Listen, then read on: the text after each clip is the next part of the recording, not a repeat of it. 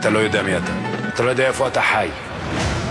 גדלתי בלבנון. למדתי שייח, למדתי אסלאם, סיימתי את כל הקוראן. כל הקוראן של המוסלמים אני זוכר אותו בעל פה.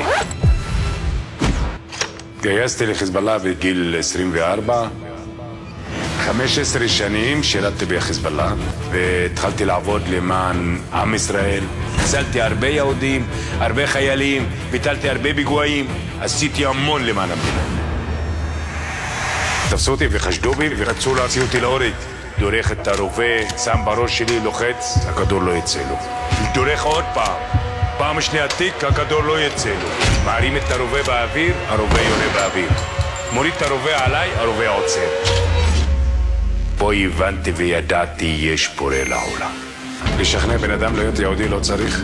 מתוך הקוראן אני נהייתי יהודי. כל העולם יודע. זה את העם הנבחר, זה את האור. זה העולם נבנה ועומד בזכותם של בני ישראל שהקדוש ברוך הוא הוציא אותם ממצרים.